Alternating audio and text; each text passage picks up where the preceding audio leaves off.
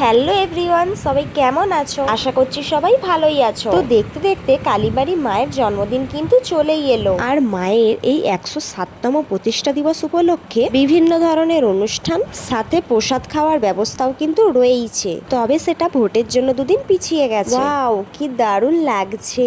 শ্রী শ্রী আনন্দময়ী কালী মাতার 107তম প্রতিষ্ঠা দিবস উপলক্ষে নতুন সাজে সেজে উঠেছে উলুবেড়িয়া কালীবাড়ি। গোটা উলুবেড়িয়াবাসী কিন্তু এক বছরের অপেক্ষায় থাকে এই সুন্দর দৃশ্য দেখার জন্য। তাই ভোটের জন্য যে কম ভিড় হয়েছে তা কিন্তু নয়, সবাই আসছে মায়ের জন্মদিন উপলক্ষে মাকে দর্শন করতে। আর তোমরা যারা একদমই আসতে পারছো না, তারা আমার এই ভিডিওর মাধ্যমে নতুন সাজে সেজে ওঠা কালীবাড়ির পুরো দৃশ্যটা দেখে নাও। খুব সুন্দরভাবে কিন্তু ডেকোরেশন করে সাজানো হয়েছে। আর আমার মতো যারা সেলফি তুলতে, ছবি তুলতে পছন্দ করে, তাদের জন্য কিন্তু অনেক সুন্দর সুন্দর জায়গা রয়েছে দাঁড়িয়ে পোজ দিয়ে ছবি তোলার জন্য। আর এখানে যেই মালসাগুলো রাখা আছে দেখছো, এখানে কিন্তু কয়েক শ নয়, কয়েক হাজার হাজার মালসা আছে মায়ের পুজোর ভোগ প্রসাদের জন্য। তার পাশেই রয়েছে রাধাকৃষ্ণ মন্দির, শিব মন্দির। প্রত্যেকটা মন্দিরই কিন্তু খুব সুন্দরভাবে সাজানো হয়েছে। আর এটা হচ্ছে মায়ের মন্দিরের গেট। আর এখন বাজে সন্ধ্যা 7টা।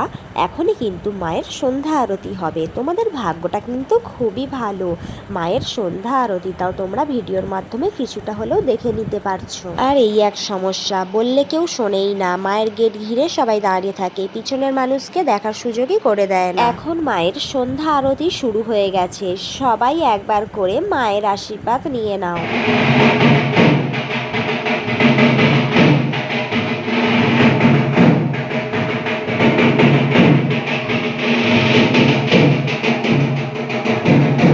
মায়ের আরতি কমপ্লিট। সবাই একবার করে বলে যাও, জয় শ্রী শ্রী মা আনন্দময়ী কালী মাতার জয়। সবাইকে ভালো রাখো, সুস্থ রাখো, তুমি নিজেও ভালো থেকো মা। আজ মাকে এই সবুজ পাড় গোলাপি শাড়িটা পরে বেশ সুন্দর দেখতে লাগছে, তাই না? মায়ের সামনে এই জায়গার ভিউটা বেশ সুন্দর লাগছিল, তাই একটু ভিডিও করে ছবি তুলে নিলাম।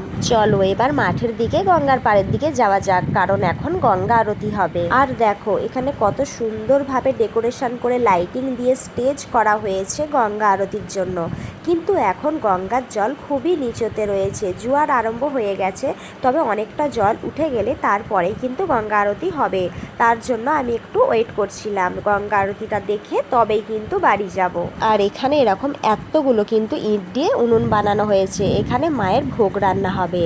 আর এখানে ছাউনি করা হয়েছে, এখানে হাতে হাতে মায়ের প্রসাদ দেয়া হবে। আর বিশাল রোদের জন্যই কিন্তু এরকম ছাউনি করে দেওয়া হয়েছে। আর এইদিকে একটু পরেই গঙ্গা আরতি শুরু হবে, সেই ফাঁকে আমরা একটু সেলফি তুলে নিচ্ছিলাম। তো এবার গঙ্গা আরতি শুরু হয়ে গেছে, তোমরাও দেখে নাও ভিডিওর মাধ্যমে।